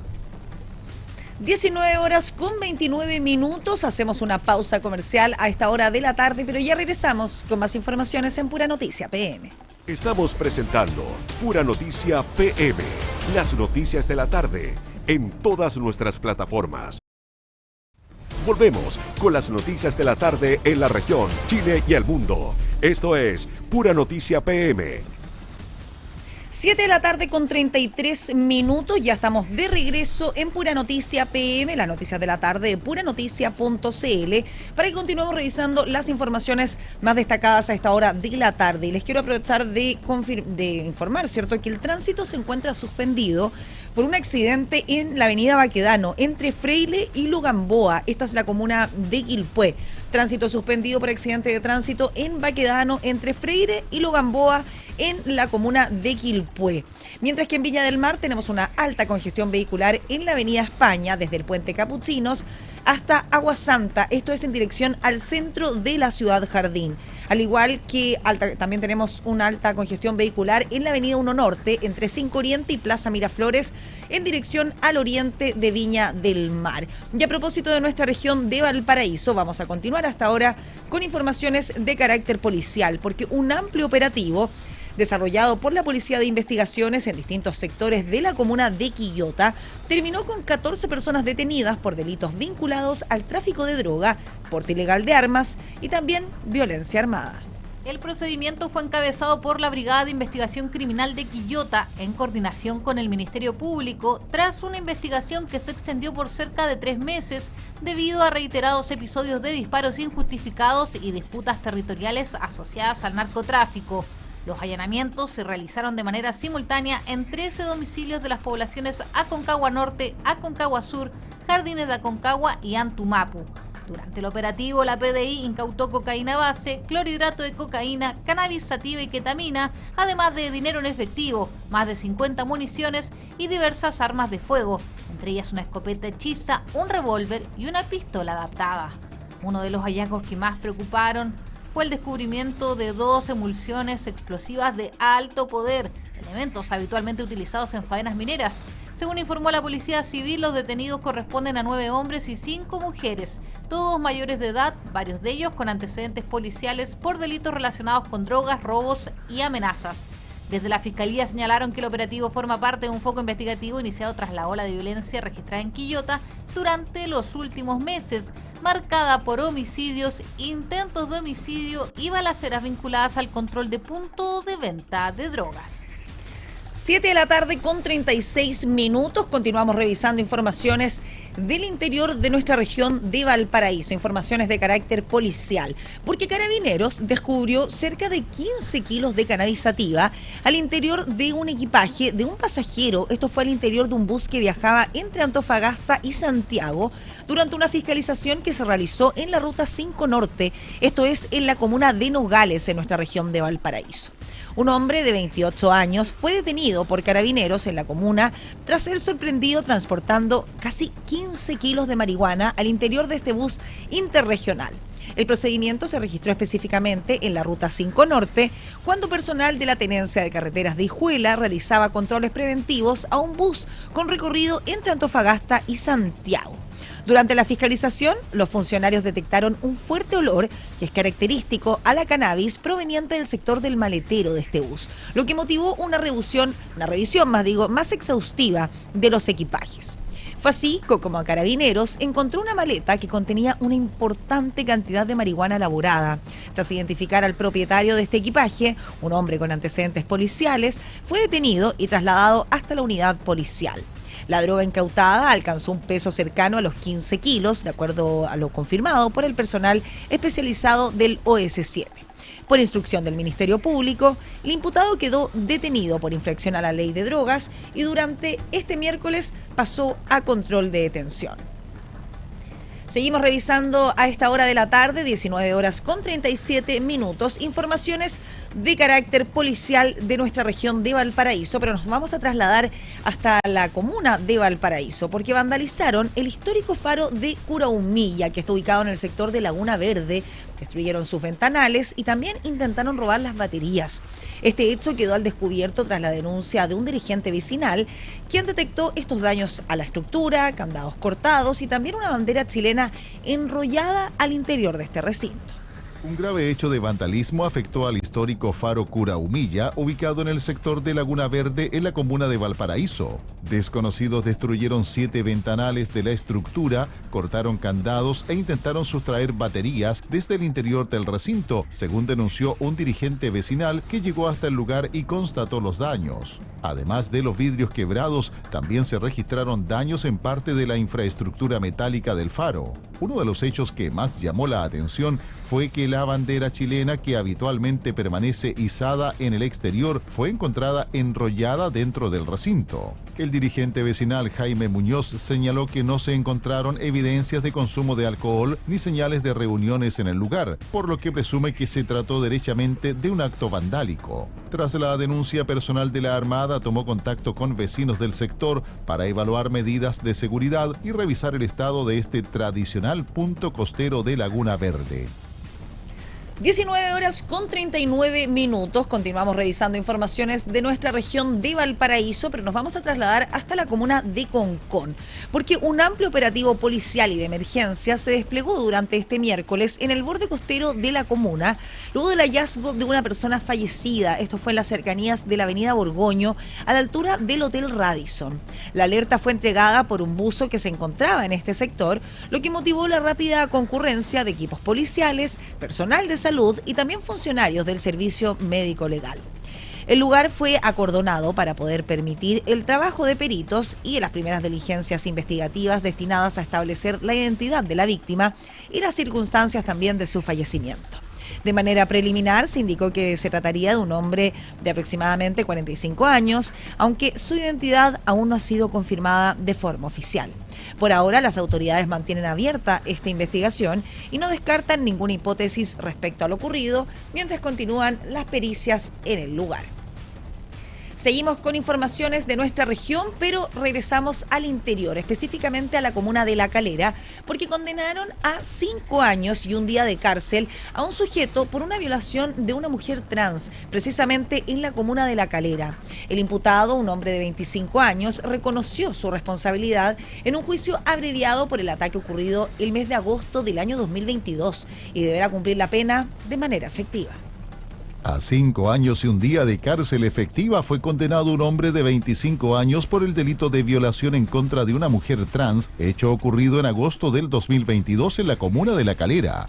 La sentencia fue dictada en un juicio abreviado realizado en el Juzgado de Garantía de La Calera, instancia en la que el acusado reconoció su responsabilidad de los hechos investigados por el Ministerio Público. De acuerdo con la investigación, el imputado ingresó durante la madrugada al domicilio de la víctima en la población Pablo Neruda, donde la intimidó con un cuchillo y la agredió sexualmente.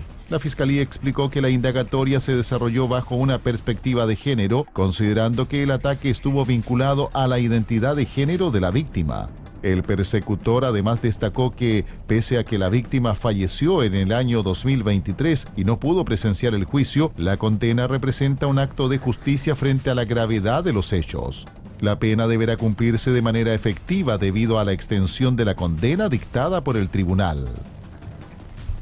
7 de la tarde con 42 minutos. Vamos a regresar a la comuna de Viña del Mar a esta hora de la tarde, porque 4 bodegas clandestinas que eran utilizadas, ¿cierto?, para abastecer el comercio ilegal, fueron desbaratadas durante un operativo conjunto realizado en la comuna de Viña del Mar.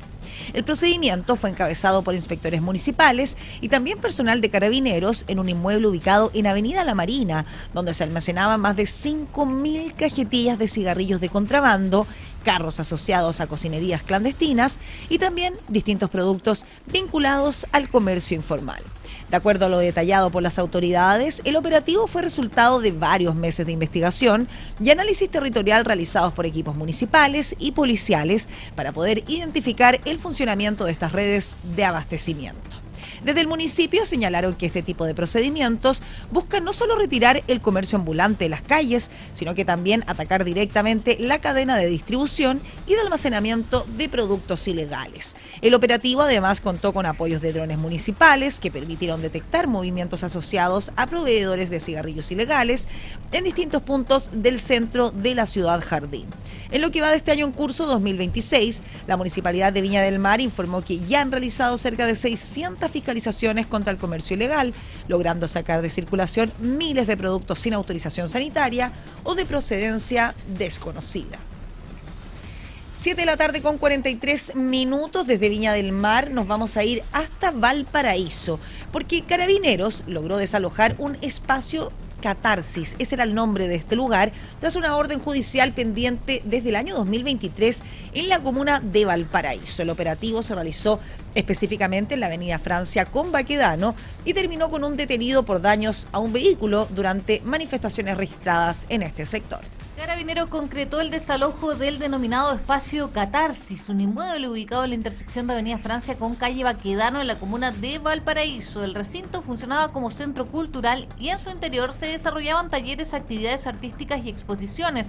Según informó Carabineros, el procedimiento respondió al cumplimiento de una orden judicial de desocupación emitida durante el año 2023 por un tribunal porteño. Para llevar adelante el operativo se desplegaron distintas unidades policiales y un carro lanzaguas debido a manifestaciones y resistencia de parte de personas que ocupaban el inmueble. Desde la institución señalaron que entre 40 y 50 personas se encontraban al interior del recinto al momento del desalojo. El procedimiento no dejó personas lesionadas, pero durante los incidentes un vehículo particular resultó con daños en uno de sus vidrios, situación que derivó en la detención de una persona. 7 de la tarde con 44 minutos. Vamos a dejar nuestra región de Valparaíso por un momento y vamos a revisar lo que está ocurriendo en el escenario internacional, porque Donald Trump estuvo en China durante este miércoles, llegó a territorio chino para una histórica reunión con Xi Jinping en medio de las tensiones comerciales y del conflicto con Irán.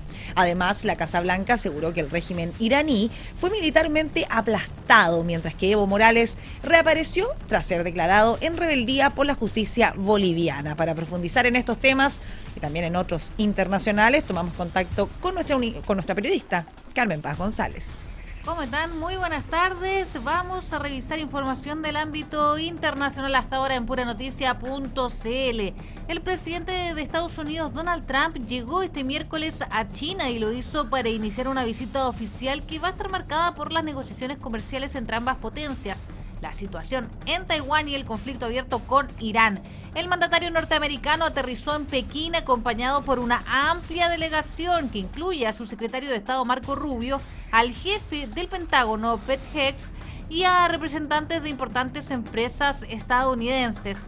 Durante la visita, Trump y el presidente chino Xi Jinping sostendrán reuniones en el Gran Salón del Pueblo y en la sede oficial del gobierno chino, en encuentros considerados como históricos, y es porque se trata de la primera visita oficial de un presidente estadounidense a China en, atención, casi una década. Antes de partir, Trump aseguró que uno de sus principales objetivos será exigir una mayor apertura del mercado chino para las empresas norteamericanas en medio de la tregua arancelaria que ambas potencias mantienen tras años de tensiones comerciales.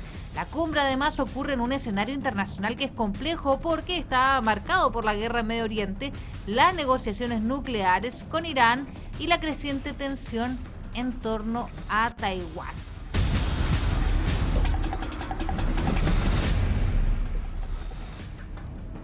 Y la Casa Blanca defendió este miércoles la ofensiva militar contra Irán y aseguró que el régimen iraní quedó militarmente aplastado tras los ataques iniciados a fines de febrero. Desde Washington afirmaron que el programa de misiles balísticos iraní quedó severamente dañado, desestimando así informes de inteligencia publicados por medios de Estados Unidos que sostenían que Teherán aún conserva capacidad militar relevante. La portavoz de la Casa Blanca, Olivia Wells, aseguró que las instalaciones de producción de misiles fueron destruidas. La armada iraní quedó debilitada y que actualmente el régimen enfrenta además un fuerte bloqueo económico y naval impulsado por Estados Unidos. Sin embargo, desde Irán rechazaron esas afirmaciones y advirtieron que el país mantiene capacidad de respuesta en caso de una nueva escalada militar. Las autoridades iraníes además acusaron a Washington de dificultar las negociaciones diplomáticas tras el bloqueo en el estrecho de Hormuz y la incautación de embarcaciones iraníes.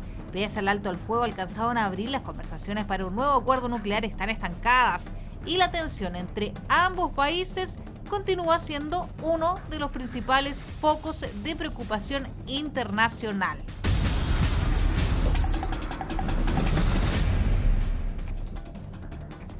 Y vamos a cambiar de tema porque el expresidente de Bolivia, Evo Morales, pidió un proceso imparcial y legal. Esto luego de ser declarado en rebeldía por la justicia boliviana tras no asistir a una audiencia judicial en Tarija.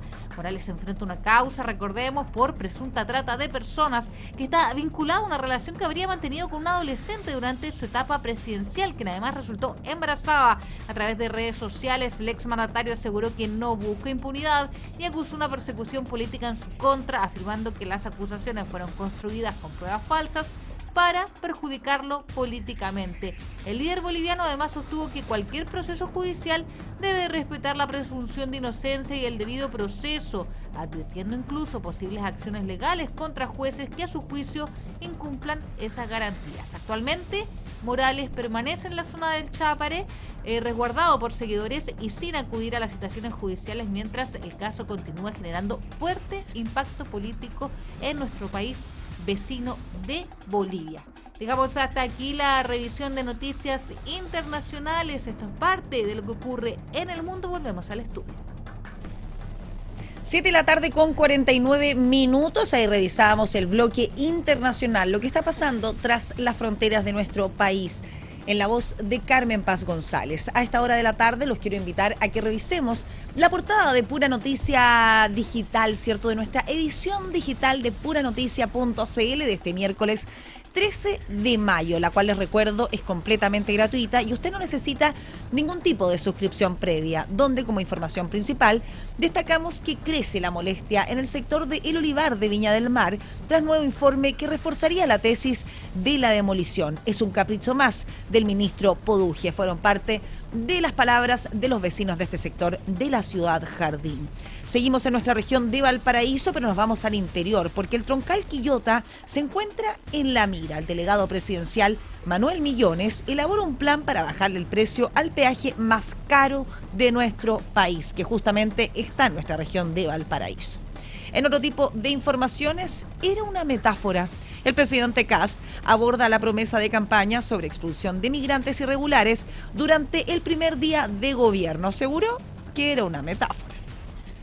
Mientras que en la comuna de Quillota, un operativo que se realizó en las poblaciones de la comuna destapó una red de microtráfico con alto poder de fuego. Se incautaron hasta explosivos mineros. Y en otro tipo de informaciones, el gerente de EFE Valparaíso, Miguel Saavedra, adelantó en conversación con Pura Noticia Matinal el paso a paso de la esperada llegada del Metrotren hasta las comunas de Quillota, La Cruz y La Calera, lo que fue aprobado, recordemos, durante la jornada de este martes. Esa es la portada de la edición digital de puranoticias.cl de este miércoles 13 de mayo, la cual, recuerdo, usted puede descargar de forma completamente gratuita y sin ningún tipo de suscripción previa. A esta hora, revisamos nuestros titulares. El gobierno impulsa un plan de alivio para deudores del crédito con aval del Estado y propone congelar intereses y condonar hasta el 100% de la deuda. Crecen los cuestionamientos al gabinete por eventuales omisiones patrimoniales tras las declaraciones de la ministra de Ciencia, Jimena Lincolao. Denuncian presuntas irregularidades en cifras de producción de Codelco y apuntan a una sobreestimación del cobre. La Comisión de Trabajo aprueba en general el reajuste al salario mínimo. El gobierno propone un alza de 14.000 pesos. Diputados de oposición acuden hasta la Contraloría y denuncian un filtro político en la implementación de los SLEP. El presidente de la República, José Antonio Kast, desdramatiza la salida del subsecretario de Ciencias y asegura que en el gobierno va todo caminando muy bien. El oficialismo busca cerrar la crisis interna tras la tensión entre el senador Arturo Esquella y los asesores de La Moneda. El Ministerio de Vivienda y Urbanismo confirma graves fallas estructurales en las viviendas del sector del Olivar en Viña del Mar y evalúa una eventual demolición. El gobierno trabaja una fórmula para poder rebajar el peaje del troncal de Quillota, el más caro de nuestro país. 19:53 y llegamos al término de Pura Noticia PM, las noticias de la tarde de puranoticias.cl. Recuerde que usted nos ve, nos escucha y también nos lee, ¿cierto? Porque en puranoticias.cl las noticias son como a ti te gustan. Quédense en nuestra sintonía, que ya viene la noche de puranoticias.cl junto a Leonel Alegría. Puranoticias.cl presentó Pura Noticia PM. Fueron las noticias de la tarde. Te contamos lo que está pasando en la región, Chile y el mundo. Ahora sigue con puranoticias.cl, en nuestra señal de televisión, en la web, en la radio. Las noticias como a ti te gustan. Pura Noticia PM, en puranoticias.cl.